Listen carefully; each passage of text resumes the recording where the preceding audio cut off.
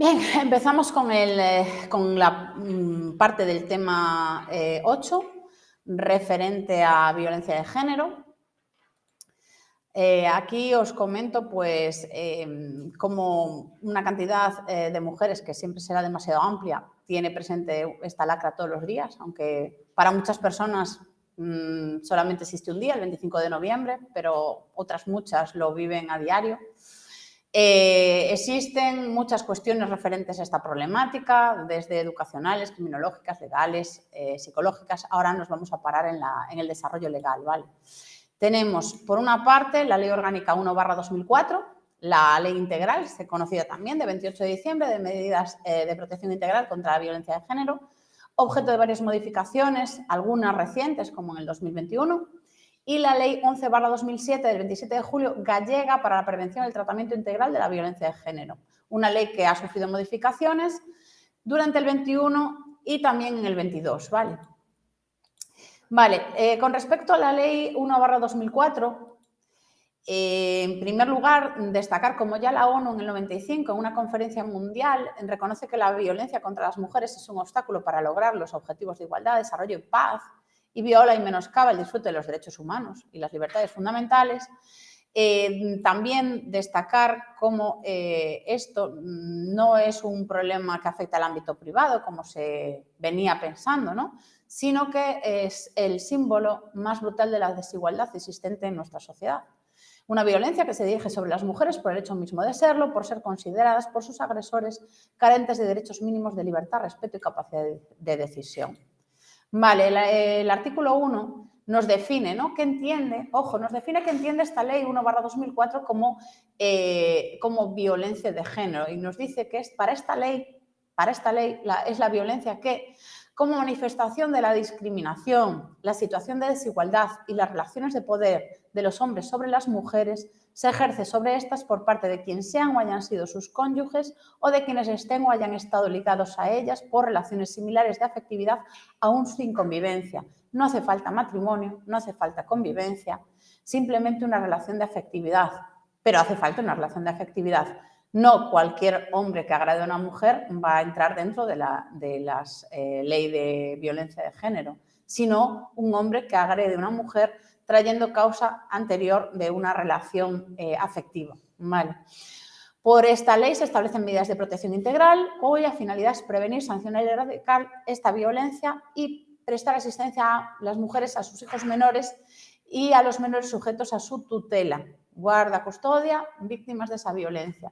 Vale, en este artículo 1, que nos va definiendo, ¿no?, comprende todo acto de violencia física y psicológica, incluidas las agresiones a la libertad sexual, las amenazas, las coacciones o la privación arbitraria de la libertad. En la ley gallega vamos a ver desarrollado mucho más los tipos de violencia, ¿vale?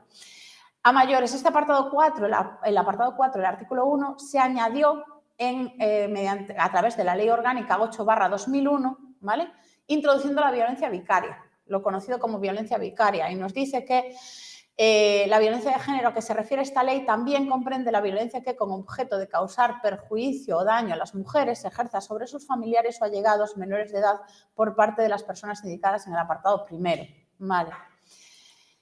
Tema de planes de sensibilización. El artículo 3 es modificado por la Ley 10/2022. Vale, ya os adelanto. La 10/2022, popularmente conocida como la Ley de solo sí es sí.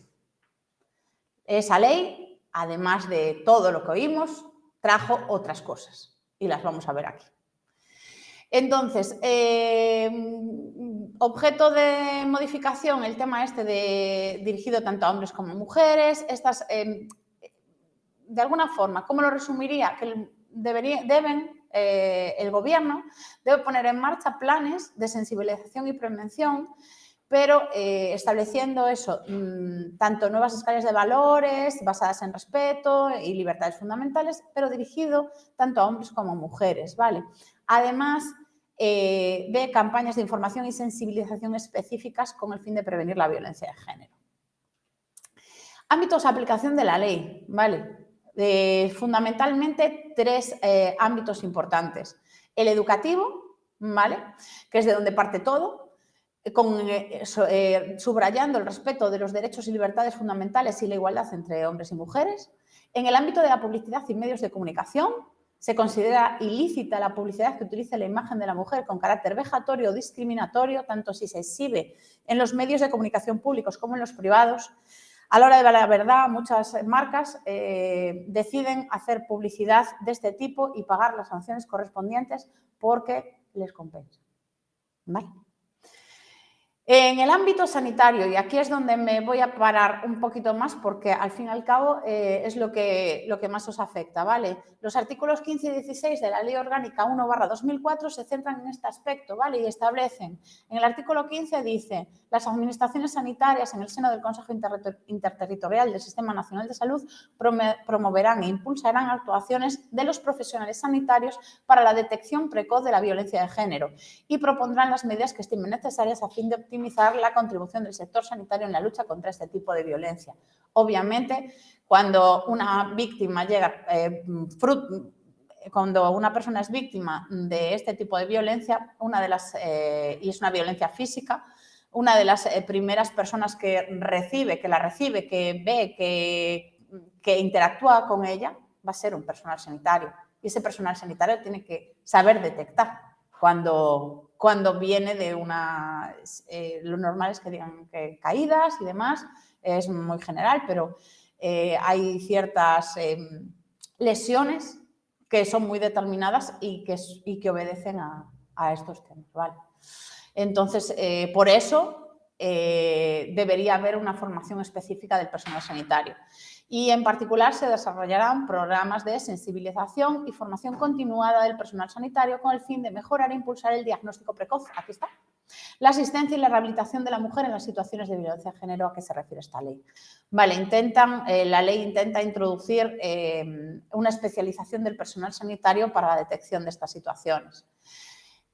A mayores, si sigo en el ámbito sanitario, las administraciones educativas competentes asegurarán que los ámbitos curriculares de las licenciaturas y diplomaturas y los programas de especialización de las profesiones sociosanitarias incorporen contenidos dirigidos a la capacitación para la prevención, detección precoz, volvemos, formación, importante, formación, y que los planes nacionales de salud que contengan apartados específicos para prevención e intervención integral en violencia de género. A mayores también nos habla este campo específico de la sanidad del Consejo Interterritorial del Sistema Nacional de Salud y de que en su seno se creará una comisión contra la violencia de género que apoye técnicamente y oriente de cara a la prevención de la violencia de género, ¿no? Bien compuesta por representantes de todas las comunidades autónomas y que emitirá los informes correspondientes. Vale, bien, voy a pasar al tema de derechos de las mujeres víctimas de violencia de género. Este es un apartado que ha sufrido muchas modificaciones en el 22, el año pasado, ¿vale? La principal, en virtud de la entrada en vigor de la Ley Orgánica 10/2022, ahí os pongo que es la popularmente conocida como Ley de Solo sí es sí, y se produce una ampliación de derechos de la víctima que pretende allanar el camino posterior a la denuncia, puesto que las víctimas habitualmente después vamos a ver, la violencia física no es la primera que se produce. Primero se suele producir una violencia psicológica, que lo que hace es mermar la autoestima de una forma brutal, y lo que produce al final es esa situación de indefensión aprendida. Una situación de indefensión aprendida no deja de ser el yo no puedo, esto es lo que hay, yo no puedo. Entonces, esa persona ante un procedimiento judicial está mucho más debilitada que una persona que no haya sufrido todo ese trauma psicológico, ¿no? Entonces, lo que se intenta de alguna forma es establecer unos derechos especiales para que, en cierto modo, esas víctimas que están dañadas no tengan que sufrir esa victimización, que se suele llamar victimización secundaria, al seguir un procedimiento judicial, un procedimiento policial previo, etcétera, etcétera. Os cuento un poco rápido. Artículo 17.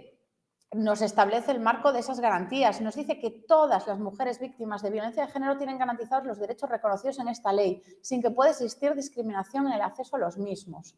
Vale, todas, independientemente de nacionalidad, de situación legal, todas.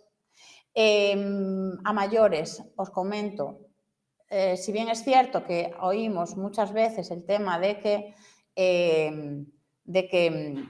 no sé, que hay muchos agresores que no son españoles. Hay muchas víctimas que no son españolas. Esas víctimas no españolas tienen más dificultad que una española en acudir a estos servicios. Y si no tienen papeles, peor. O sea, están más desprotegidas que una persona que tenga regularizada su situación y esté en su país. Pensemos que no tienen familia, probablemente tengan dificultades sociales y demás. Por lo tanto, por eso la ley lo que pretende es ampliar los derechos de estas mujeres y decir, no por el hecho de ser irregular vas a dejar de tener protección, ¿vale? Y de hecho eso influye también en el tema de los servicios de información que veremos más adelante, ¿vale? Como veis, vamos a ver, este apartado, el apartado 3 en concreto, se añadió por esa ley 10/2022 el año pasado y que pretenden que las víctimas no queden desamparadas en situaciones excepcionales como la del COVID-19. Si lo leéis, lo que nos habla es de que los servicios de información y orientación consistentes, destinadas a las víctimas tendrán carácter de servicio esencial. ¿Recordáis? Solo funcionan los servicios esenciales. No era un servicio esencial en 2019 ni en 2020. Esto se paralizó. Cuando la pandemia de COVID se paralizó. Por eso la ley del 22 lo que dice es, espera, si pasa otra vez, que sean servicios esenciales, que no se paralice la atención a las víctimas. Reforma, ya veis que esto está todo tanto, ahora estamos en violencia de género, pero ya veis que el COVID fue un antes y un después, es decir, nos dimos cuenta de muchas cosas que había que cambiar y esta, una de ellas. Se sabe que durante la pandemia ocurrieron muchas situaciones de violencia de género que no se denunciaron, obviamente. Vale, entonces, ¿qué nos hace esta modificación? Eso, convertir en servicios esenciales todos los servicios destinados a víctimas, ¿vale? Más cosas, dice, se garantizará el normal cumplimiento y prestación de ¿qué? De las medidas cautelares y penas de prohibición de aproximación en materia de violencia de género. Claro, ¿qué pasa cuando hay un toque de queda? Pero es que por encima está la orden de alejamiento, ¿no? Eso es lo que nos quiere venir a decir. Vale. Seguimos un poquito. El derecho a la información. ¿Qué nos destaca aquí el artículo 18? Aquí el artículo 18, y separa muchas veces, o sea, esta ley, la ley y en modificaciones posteriores al 2004, separa el tema de las mujeres con discapacidad, ¿vale? Y a las mujeres que por sus circunstancias personales y sociales puedan tener una mayor dificultad de acceso integral a la información. O sea, aquí estamos, y lo veremos más adelante, tema de discapacidad, sí es cierto. O sea, las mujeres víctimas de violencia de género con discapacidad tienen mayor problemática para denunciar su situación, obviamente, porque en muchos casos su cuidador es su agresor. El ámbito, como os decía, personas extranjeras, ¿por qué recalca el tema de la información? Porque muchas veces, y por ahí creo que lo pone, lo del tema del idioma, además, imaginaos una persona inmigrante que no conozca el idioma castellano, pues tendrá muchas más dificultades que una persona española.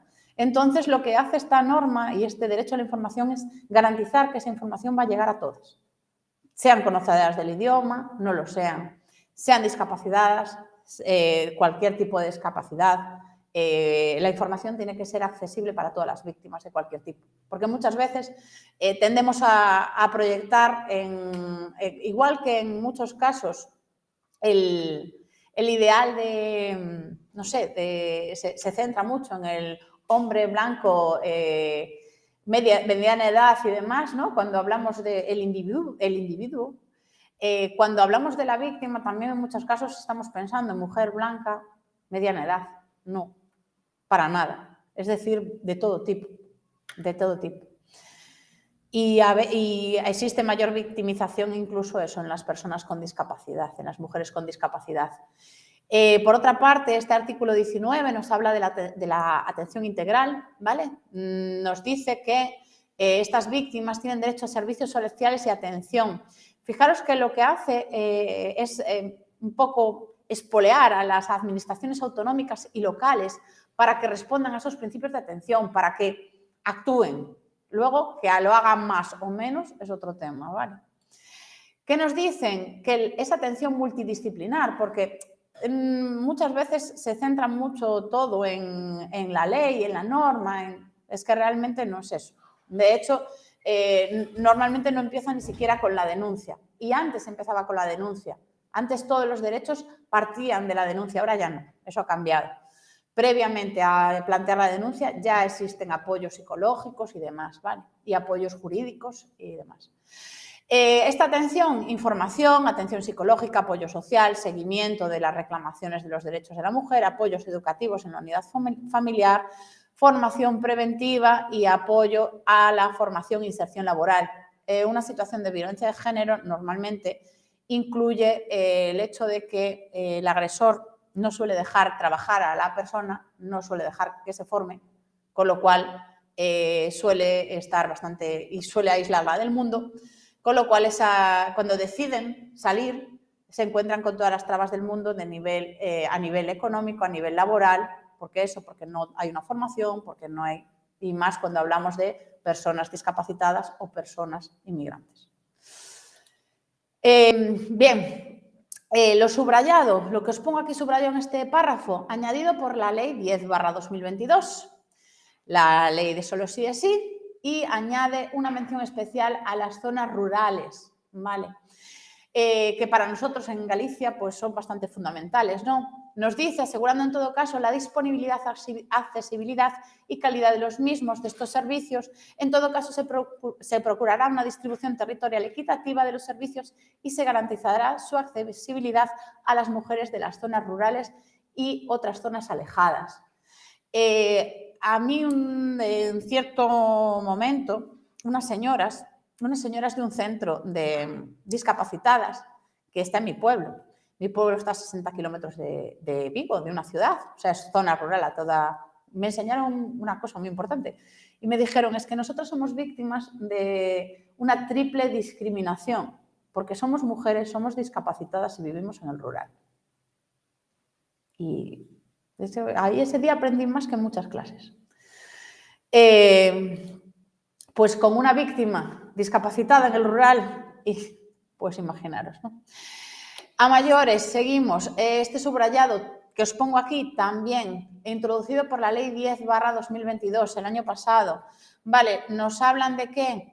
De los derechos de asistencia a las personas que convivan en contextos familiares en los que se cometen actos de violencia. Los menores bajo patria potestad ya tenían derecho a la asistencia social, ¿vale? Pero ahora mismo otros familiares que convivan en esos contextos también van a tener esos derechos. Y en particular destacan el tema de los profesionales en psicología infantil para atención a las hijas e hijos menores víctimas de violencia de género, incluida la vicaria. Se sabe por varios estudios que los menores que viven, se afirma que son, a pesar de vivir la violencia en su madre, se consideran víctimas directas de la violencia de género, porque viven esa situación. Como me decía una víctima una vez, porque le están pegando a su mamá. Entonces se les consideran víctimas directas, de hecho sufren daños psicológicos que necesitan un trabajo bastante arduo para no derivar, por ejemplo, en que muchas niñas que viven una situación de violencia en su casa normalicen esa situación y piensen que la forma de relacionarse en pareja sea esa. Y acaben repitiendo el patrón y convirtiéndose en víctimas de violencia de género cuando son adultas.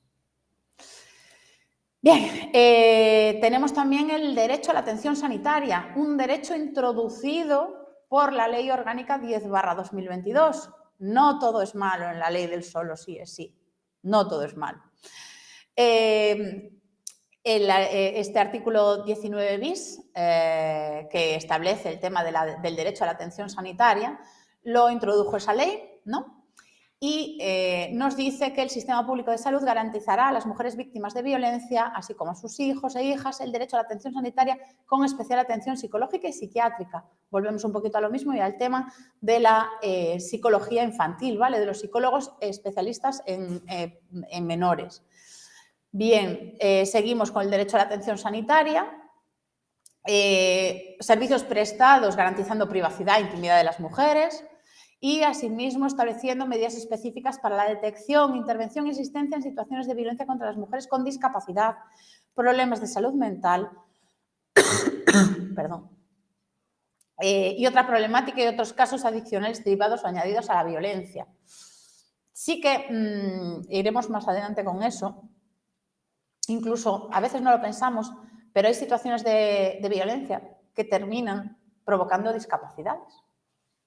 Es decir, cuando empezó la situación, o mientras no lo era, y al final sale de la situación de violencia de género con una discapacidad. Vale, aquí tenemos el derecho a la asistencia jurídica gratuita, ¿vale? Es un derecho que no se ha visto afectado por las modificaciones del 22, y que nos dice que las víctimas de violencia de género tienen derecho a recibir asesoramiento jurídico gratuito en el momento inmediatamente previo a la interposición de la denuncia. Es decir, si en un centro sanitario aparece una víctima o una persona que vosotras podáis intuir que es víctima, el apoyo, vuestro apoyo, ya que conocéis la legislación y conocéis los derechos, puede ir incluso dirigido a decirle a esta persona que tiene derecho a ese asesoramiento jurídico sin necesidad de interposición de la denuncia. Porque os digo que la primera denuncia es difícil. En muchos casos se retira y luego se vuelve a poner y luego se vuelve a retirar y luego se vuelve a poner. Porque la situación, y creo que lo hablamos el otro día, la situación es que las víctimas siguen enamoradas de sus agresores. Porque esos agresores, los primeros meses de relación, eran príncipes azules. Y ellas retienen que esa es la figura de la persona con la que empezaron a salir, con la que empezaron una vida en común, esa persona maravillosa que puede volver. Porque a lo mejor tiene un problema y por eso me pega, o me insulta, o me tal. Porque él tiene, claro, pero él no es así, Y voy a recuperar al que era antes. Por eso esas denuncias van, vienen, y por eso les cuesta tanto. Ellas no quieren hacerle daño, porque los quieren. Es increíble. Bien, seguimos con los derechos laborales. Os pongo el subrayado incluido por esa ley 10/2022, ¿vale? Y por eso os decía antes lo del tema de la discapacidad. Fijaros que ese artículo 21 y esa modificación del 22 lo que incluye es el derecho a la adaptación de su puesto de trabajo y a los apoyos que precise por razón de su discapacidad para su reincorporación. Esto de lo que nos habla es de una persona que cuando se va de su trabajo no tenía una discapacidad y cuando vuelve sí. Y lo que establece la ley y lo que se establece con la modificación es darle derecho a que con su discapacidad se produzca una adaptación de su puesto de trabajo y pueda seguir realizando su puesto de trabajo, ¿no? A mayores, más cosas introducidas por la 10/22, se garantizan los ajustes razonables que se pueda precisar por razón. Ya veis, el tema de la discapacidad lo apunta, lo subraya. Tema de ausencias y faltas de puntualidad en el trabajo, cuando se motivan por una situación de violencia de género, se consideran justificadas y serán remuneradas. Esto también lo añadió la 10/22. Vale. Anteriormente este subrayado no estaba. No, se consideraban justificadas, pero no estaban remuneradas. Vale. Añade la coletilla, el artículo, dice, cuando lo determinen los servicios sociales, o sea, debe haber una justificación, ¿no?, de esa violencia para que sean justificadas y remuneradas, pero anteriormente solo se consideraban justificadas, ¿vale? Se extienden unos derechos similares a las trabajadoras por cuenta propia, conocidas popularmente como autónomas, ¿vale? Bien. También la ley 10/2022 añade los artículos 28 bis y ter que nos hablan sobre el derecho a la reparación. ¿Vale? Yo le echaría, o sea, le pegaría una leída porque son artículos nuevos, pero básicamente os cuento qué es la reparación. La reparación, y aquí yo creo que aquí está el artículo, y vamos a ver, lo que os subrayo es esto, con el objetivo de garantizar la recuperación simbólica, promoverán el restablecimiento de su dignidad y reputación, la superación de cualquier situación de estigmatización y el derecho a la supresión aplicado a buscadores en Internet y medios de difusión públicos. Miento, dadme un segundo porque yo os lo resumo aquí en este último párrafo. También se garantiza la protección efectiva ante represalias o amenazas, porque el tema muchas veces no termina en la denuncia ni termina en que tu agresor esté en prisión, sino que cuando tiene un permiso penitenciario y sale un fin de semana, tú te mueres de miedo. Tú te mueres de miedo, incluso los días posteriores tienes pesadillas y ataques de ansiedad años después de lo que ha pasado. Es decir, es difícil, claro. Y dice que las administraciones públicas promoverán a través de homenajes y de acciones de difusión pública el compromiso colectivo frente a la violencia contra las mujeres y el respeto por las víctimas. Yo lo que os añadí fue aquí como una coletilla, ¿no?, en la que os pongo, en los últimos años las víctimas de violencia de género, y así me lo han trasladado en muchas ocasiones, han sido objeto de una especie de violencia social, algo que hace que la sociedad se crea con derecho a juzgar su situación, incluso antes que el propio Poder Judicial. Esto, unido a la difusión de situaciones personales, ha sido maximizada hasta límites insospechados a través del uso de las nuevas tecnologías, ¿no?, convirtiendo lo que antes se circunscribía a un corrillo de barrio en situaciones de conocimiento general. ¿Qué ha dado lugar? ¿Qué ha dado lugar? A que las víctimas sientan como la duda sobre la veracidad que la sociedad otorga a su situación aparece incluso antes de que pongan de manifiesto dicha situación. Antes de denunciar, ya se plantean si la gente va a creer que están poniendo una denuncia falsa. Y a mí me lo han dicho. Gente con mandíbulas rotas. Convirtiéndose en un motivo más para no denunciar públicamente, y de ahí la necesidad de reparación que se establece en este artículo. O sea, yo creo que este artículo se introduce un poco en la línea de eso que está pasando, de que todo el corrillo sobre el tema de las denuncias falsas que estamos oyendo está influyendo muy negativamente sobre las víctimas y haciendo que ellas mismas se planteen. Es otro motivo más. Yo os decía, no denuncio porque lo quiero, porque va a volver a ser como antes, porque tal. Pero es que además, luego, aún por encima, tengo la sociedad juzgándome y diciéndome que, es que claro, pero si eran tan felices, no, esto tiene que ser, o hay otro, mil cosas. Y de ahí eso, ese derecho de reparación, ¿vale? Derecho de reparación introducido por la ley 10/2022. Otros derechos, sí, a mayores de los descritos, otros derechos económicos que no han sufrido modificaciones y por eso tampoco os los reflejo aquí, ¿vale? Y unos derechos específicos para las funcionarias públicas, ¿vale? En los artículos 24, 25 y 26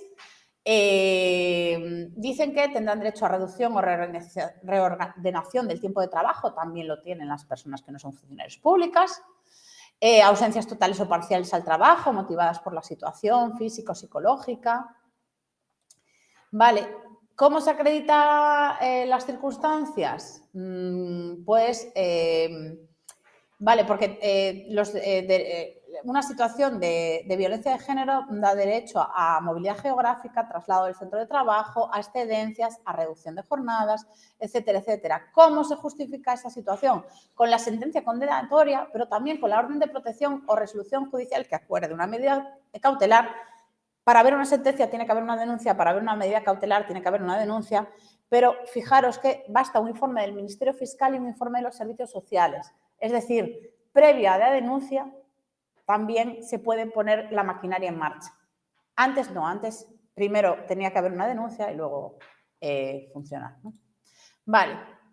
Con respecto a la tutela institucional, vamos rápido. Tenemos a la Delegación del Gobierno contra la Violencia de Género, tenemos el Observatorio Estatal de Violencia sobre la Mujer, ahí os cuento un poco de en qué consisten, y un apoyo muy importante que son las fuerzas y cuerpos de seguridad del Estado, que no nos cansamos de reclamar que tengan una formación específica también para estos casos.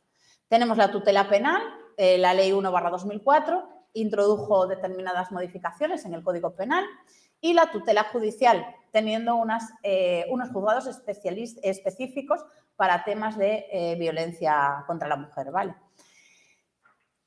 Eso, ley estatal. Galicia tiene una ley propia, ¿vale? Galicia se dotó de una ley propia, la ley 11/2007, y esta tiene novedades. A ver, yo creo que sin conocer las novedades del 22, en la ley 1/2004, pero aquí también darle, porque sobre todo vamos a tener dos novedades importantes, que va a ser tema de violencia de género digital y tema de violencia vicaria. De hecho, tema de violencia vicaria. En el 2021 recordaréis a unas niñas de Tenerife. ¿Sí? Vale. Bien, esas niñas de Tenerife motivaron que la violencia vicaria se introdujese en muchas leyes autonómicas de violencia de género, y Galicia fue una de ellas. Y fue una de las primeras en reconocer la violencia vicaria. Por eso os digo, y eso pasó en el 21, ¿vale? O sea, es una de esas novedades a las que podemos denominar novedad estrella, ¿vale? Dice que con esta ley gallega se pretende dotar a los poderes públicos en la sociedad gallega de un instrumento apropiado para prever, tratar y erradicar la violencia de género. Bien, sigo rápido, ¿vale? Define la violencia de género, le da otra definición, le da una nueva definición, ¿no? A mayores de la que tenemos con el 21, echando un vistazo, simplemente. ¿Qué pasa? Que vamos a ver, aquí nos incluye el tema de la violencia sexual, psicológica. Aquí lo que hace es definir un poquito más, ¿vale? Y aquí está, mirad, este párrafo, este último párrafo fue introducido por la Ley 14/21 y ya os digo, en el que la comunidad gallega se convierte en una de las primeras en introducir la violencia vicaria dentro del concepto de violencia de género y define como tal violencia vicaria como el homicidio, asesinato o cualquier otra forma de violencia ejercida sobre hijas, hijos de la mujer, así como sobre cualquier otra persona estrechamente unida a ella con la finalidad de causarle mayor daño psicológico por parte de quien sea o haya sido su cónyuge o por quien mantuvo con ella una relación análoga de afectividad aún sin convivencia, ¿vale? La ley gallega nos define las formas de violencia de género, ¿vale? Nos habla de la violencia física, que todos conocemos, nos habla de la violencia psicológica, que ya hemos hablado un poco de ella, y nos habla de la violencia económica, que también os describí, pues, alguna forma de violencia económica, esa privación de recursos, ¿no? Nos habla sobre la violencia sexual y sobre el acoso sexual. Bien, la letra G, ¿vale?, introducida por la Ley 14/21, es la que define, a mayores de la primera definición, aquí es la que introduce el tema de la violencia vicaria, ¿vale? De nuevo, en un nuevo artículo nos habla otra vez sobre la violencia vicaria, la ley gallega, ¿vale? La ley gallega. Luego, aquí, la letra H, introducida por la Ley 15/21, se añade la violencia de género digital o violencia en línea contra la mujer, ¿vale?, que incluye actos de conducta o violencia de género cometido, instigado, tal, con el uso de nuevas tecnologías de la información, ¿vale? Con el objetivo, ahí tenemos correo electrónico, servicio de geolocalización, finalidad de discriminar, humillar, chantajear, acosar o ejercer dominio, control o intromisión sin consentimiento en la privacidad de la víctima. Es decir, si te ponen un GPS en el coche para saber a dónde vas y de dónde vienes, entra dentro de la definición, ¿vale? Bien, y eso desde la Ley 15/21, una novedad del 21. Vale, la letra I, la explotación sexual, la introduce la Ley 7/2022, ¿vale? Añade la explotación sexual al concepto de violencia de género. Entró en vigor el 1 de enero de 2023 de este año, ¿vale? Esa letra I. Y nos dice que los efectos de esta ley se entenderá víctima de explotación sexual aquella mujer que realice el ejercicio de la prostitución, incluidos los actos pornográficos o la producción de material pornográfico con obtención de lucro por parte de una tercera persona física o jurídica, cuando la víctima se encuentre en una situación de vulnerabilidad personal o económica o se le impongan condiciones gravosas, desproporcionadas o abusivas.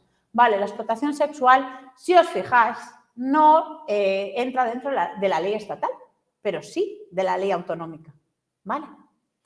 La explotación sexual se contempla como una forma de violencia de género en el Convenio de Estambul, que es como la norma a nivel mundial, quizás más importante de este ámbito, ¿vale?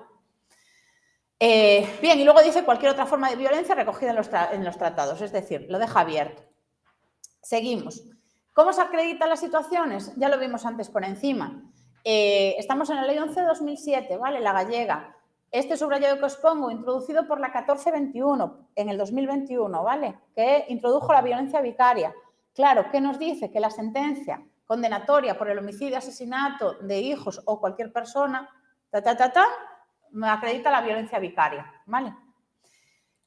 Sigo adelante, certificación, esas sentencias, certificación de servicios sociales, certificación de los servicios de acogida, informe del Ministerio Fiscal, informe de la Inspección de Trabajo.